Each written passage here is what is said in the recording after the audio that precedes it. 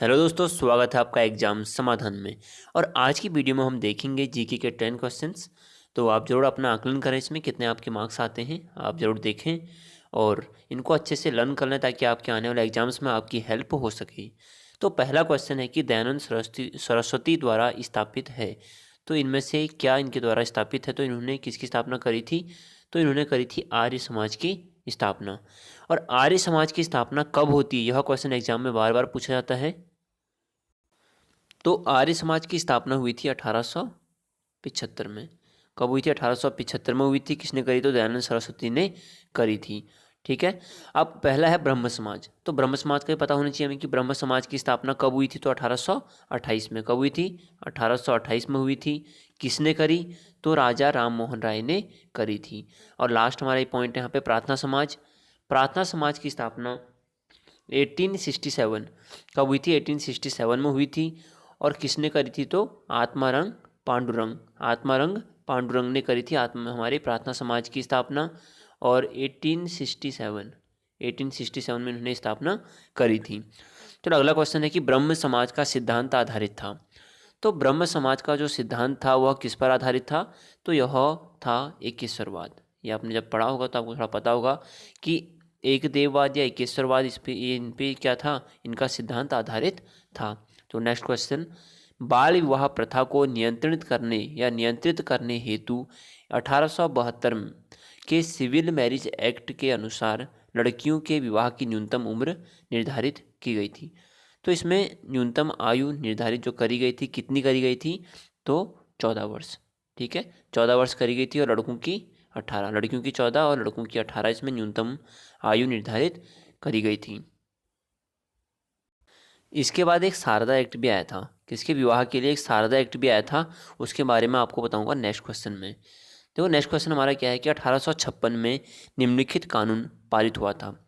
तो आपको इसमें से बताना है कौन से कानून इसमें पारित हुए थे। तो अगर मैं बोलूँ कि धार्मिक असुविधा कानून और हिंदू विवाह पुनर्विवाह कानून, कौन सा? धार्मिक असुविधा कानून और दूसरा है कि हिंदू विधवा पुनर्विवाह कानून। तो ये दो कानून हमारे पास हुए थे 1856 में। ठीक है, हिंदू विधवा पुनर्विवाह कानून अगर आपको पता हो कि किसकी सहायता से ये लाया गया था या किसकी सहायता से यह लाया गया तो यह आप ज़रूर बता सकते हैं। तो अगले क्वेश्चन की ओर बढ़ते हैं, जो कि थोड़ा बड़ा क्वेश्चन है। वैसे नॉर्मली अगर बोला जाए कि जो भी एग्ज़ाम होने वाला है यूकेएसएससी के थ्रू या फिर कोई भी नेशनल लेवल के एग्ज़ाम है, तो इतना वैसे इतना बड़ा क्वेश्चन आता नहीं, पर अगर कभी आता है तो देख लो कि इसमें क्या बोला कि निम्न कथनों पर विचार कीजिए। तो आर्य समाज की स्थापना 1835 में हुई थी। गलत है, हुई नहीं थी, क्योंकि 1835 में कहाँ से जाएगी? आर्य समाज की स्थापना तो 1875 में हुई थी। तो ये तो गलत है। लाला लाजपत राय ने आर्य समाज के उस आग्रह का विरोध किया था जिसने उनका समाज सुधारक कार्यकर्ताओं का समर्थन वेदों का आप्त प्रमाण पत्र मान लेकर, ऐसा कुछ नहीं था। ठीक है। अगला क्या है? केशव चंद्र सेन के नेतृत्व में ब्राह्मण समाज ने नारी शिक्षा के लिए आंदोलन चलाया था। केशव चंद्र सेन की सहायता से चलाया था, बिल्कुल सही है। और विनोबा भावे ने शरणार्थियों में काम करने के लिए सर्वोदय समाज की स्थापना करी थी। तो 3 और 4 इसके सही होंगे। अगर कोई ऑप्शन में होगा तो डी है ऑप्शन में, तो यह बिल्कुल सही होगा। ठीक है। अगला है कि राधा स्वामी सत्संग के संस्थापक कौन थे? तो इसके संस्थापक थे शिवदयाल साहब। कौन थे? शिवदयाल साहब इसके संस्थापक थे। देखो आपका पॉइंट आ गया दोबारा से कि शारदा एक्ट संबंधित था। तो शारदा एक्ट संबंधित किससे था? तो यह था बाल विवाह, है ना, बाल विवाह प्रतिबंध से हमारा शारदा एक्ट संबंधित था। अब क्वेश्चन यहाँ ये बनता है कि शारदा एक्ट आया कब था? ठीक है, कि शारदा एक्ट आया कब था? तो ये आया था हमारा 1929 में। ठीक, 1929 में हमारा कौन सा शारदा एक्ट आया था। और इसमें क्या था कि जो बच्चों का मतलब कि बाल विवाह का जो लड़कों का उम्र थी वह 18 और लड़कियों की 14 वर्ष करी गई। तो शारदा एक्ट से संबंधित था ये, अच्छे से याद करने पूछा जाता है। नेक्स्ट है कि देव समाज का संस्थापक निम्न में से कौन है? तो देव समाज के संस्थापक हमें बताने हैं कि कौन थे। तो देखो यहाँ पे 4 ऑप्शन दिए गए हैं, बता रहा है कि इसका संस्थापक कौन था। तो कौन होगा? शिव नारायण अग्निहोत्री होंगे क्या देव समाज के संस्थापक। ठीक है।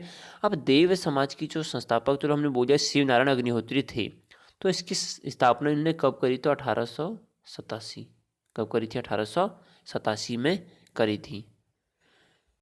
चलो बढ़ते हैं नेक्स्ट क्वेश्चन की ओर। इसमें क्या है कि आपको सूची से मिलान करना है। तो देखें ब्रह्म समाज और मानव धर्म समाज, आर्य समाज और नदवा उल उलमा।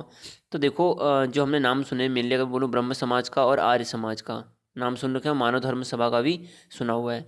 तो हमें पता है कि जो ब्रह्म समाज की स्थापना हुई थी वो कहाँ हुई थी, कलकत्ता में हुई थी। और आर्य समाज की कहाँ हुई थी, बम्बई में हुई थी। तो अगर किसी में हमारे दो ऑप्शन कॉमन मिलते हैं कि हमारा सी का वन, तो सी का वन इसी में आ रहा है और किसी में नहीं है। और ब्रह्म समाज का क्या है कि ए का थ्री, तो ए का थर्ड तो दो में है। तो यहाँ पर एक ही में हमारा क्या है, एक कॉमन आ रहा है, तो यहाँ का डी ऑप्शन बिल्कुल सही हो जाएगा। बाकी जो मानव धर्म सभा था ना, इसकी जो स्थापना हुई थी वो 44 में 1844 में हुई थी। तो ये आप देख सकते हैं वैसे। बाकी इसका ऑप्शन हमारा डी बिल्कुल सही हो जाएगा।